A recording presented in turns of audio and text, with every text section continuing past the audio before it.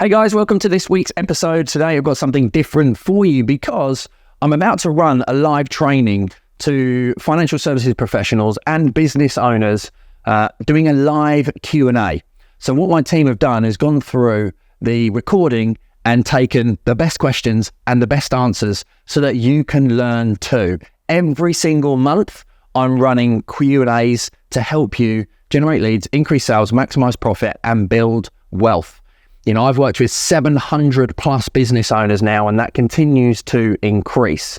I've been coaching and training since March of 2019, and I'm just about to approach my 15th year in business, and I have got huge scale-up plans that I'm going to be talking to you about on the show in the future.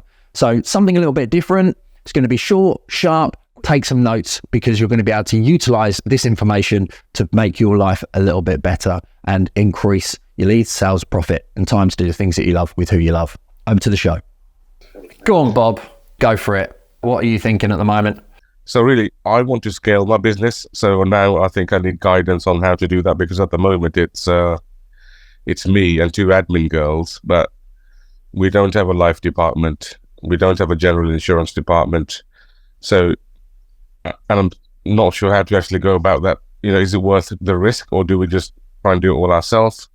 Do we recruit? And if so, what sort of people do we need?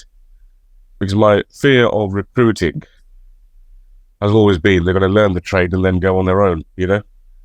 So that's always stopped me in the past, you know, which I don't mind, but when you put all that effort into it, you want to sort of get some reward as well. So I'm here for some guidance on really growing the business. Okay.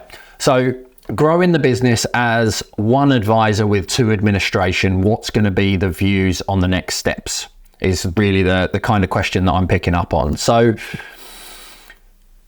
this is a really, really good topic. And it feeds into a lot around the whole reason why I've structured the Leads to Lifestyle program the way in which it has, because what you don't want to end up doing, which is what I ended up doing in 2015, was going down a journey of just constantly driving more leads, driving more sales, building more team, being first in, last out, and actually not really having any clear direction other than looking at the turnover and the profit of the business, and not really focusing on marketing to drive the ideal clients in.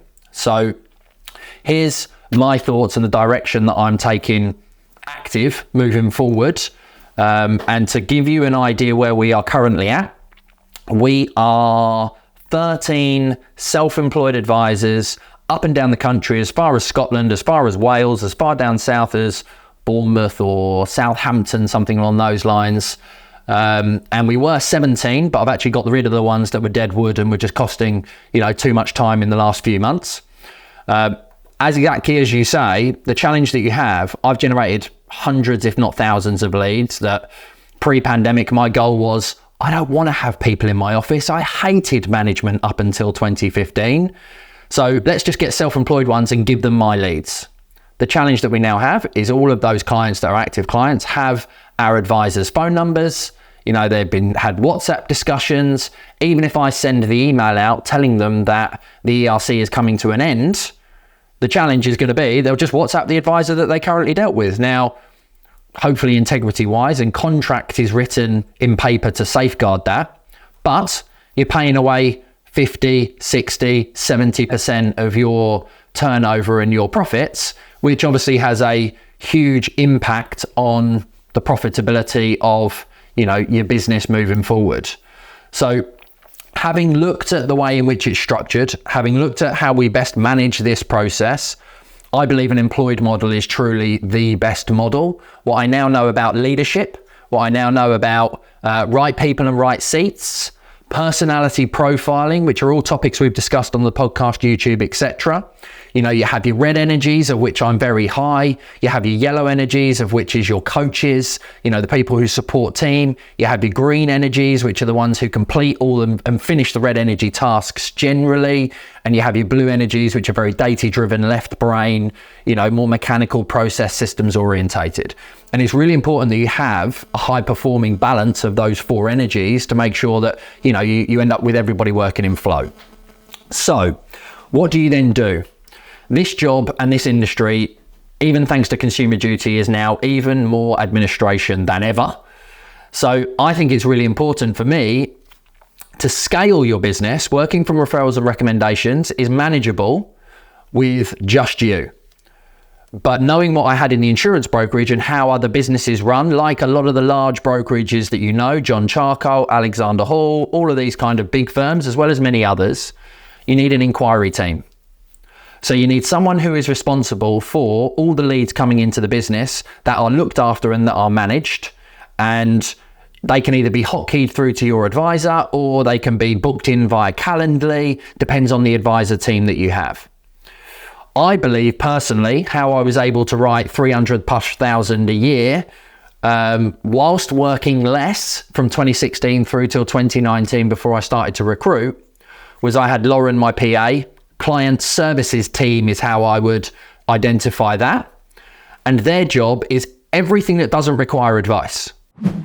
My book, The Lead Generation Guide, an Amazon bestseller, is available for you to go and grab on paperback and on Kindle. I take you through the 5-step marketing system that you need to attract your ideal client and increase your sales. It's everything that I have done and am doing consistently to generate leads for my business. Go to Amazon now and grab a copy of the book. So new lead comes in, booked in by the inquiry team. You know, it goes to the advisor for a strategy call or first appointment, as you may call it. Once the documents are needed, that's chased up by client services. When all the documents are in and the fact find's fully completed, that goes back to the advisor to do the research, to give the advice. If they send out an illustration, at which point they should be quoting insurance, you know, then client services follow up on that. And it's just about making sure everything after application is submitted should be done by client services and by application, by administration.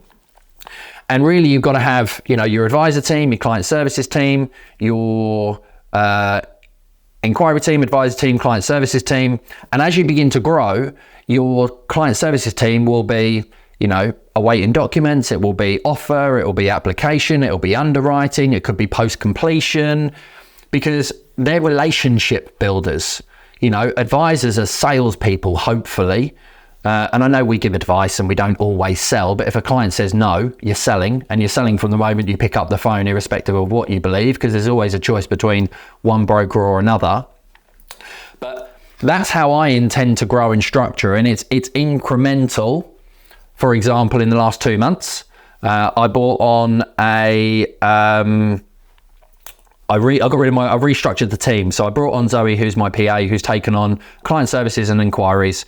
Jamie joined 6 weeks ago. He's an advisor. He's doing 15 grand a month already within 6 weeks. He'll do 18, I think, realistically this month from the conversation I had with him yesterday. We've got another advisor joining in September, and then it will be client services or inquiry. And what you do is you start with somebody's role like this, and then you shrink it down and refine it to where their skill set ultimately is. But great question in the chat is, what if I don't want to scale up? Well, this is where the important parts of Leads to Lifestyle and that process of designing the business, the life that you realistically want. What's the numbers behind that life? What is then the financial forecasting that gives you that lifestyle that you ultimately want? And that goes back to the number of leads that you need, because your lifestyle of 100, 200, 300 grand personal income is dictated by the leads that you drive into your business. And you may get 100 leads. Only 20, 30, 40 of those may turn into booked calls for your advisors now. That's why you have an inquiry team to nurture. But then what happens is, once you've designed the financials and you know how many leads you need to generate, you then build the business model that meets it. And I do believe in the world that we live in now, it's getting harder to know all of the individual products and be an expert in individual areas. You know, you're going to have a residential advisor, potentially a remortgage advisor. You're going to have a potentially a serviced accommodation HMO advisor. You're definitely going to have a personal insurance advisor, and you're going to have a business protection advisor, you know, and a general insurance person. It needs to be siloed to give the best advice to the customer and also to meet consumer duty needs. So that whole slow and steady kind of process has to decide from designing the life and the business that you want and the model that's going to get you there. Then you have to build the foundations in terms of your team, who you need in what seats that gives you the business model that you have laid out. You then need to work on making sure that you have the right culture, you have the right systems and processes that are going to enable you, because what you've got now isn't going to give you, the business that you want in the future. And you also need to have the right brand. We've gone through a massive branding switch, because what we've got now is not going to get us to 10 million quid in a team of 50, which is the decision that I've made whilst on holiday to push on and go to. And we'll do that rapidly, because I know the exact steps that we need to go through in order to be able to get there. And that's why I'm bringing in the coaches and the mentors every month to help our students and help our clients to take the right logical step in the right order. Because once you've designed the life and the business that you want, you've built the foundations that you need, it then just continually becomes almost an element of boring, unfortunately. You build with marketing and sales and funnels and ads, and then you optimize those three elements, but also optimize your life, optimize by data, because there's no point in plummeting money into Google if Facebook's getting you better results, for example. There's no point in going after mortgage clients if actually insurance clients convert much quicker and then upsell mortgages quicker. But you only get that by driving more data in the front end. The process is the same, whether you want a £200,000 business or a £2 million business. It's just economies of scale based on the number of leads, sales and advisors that you realistically need. If you don't lay solid foundations and have a right design, your house and business crumbles.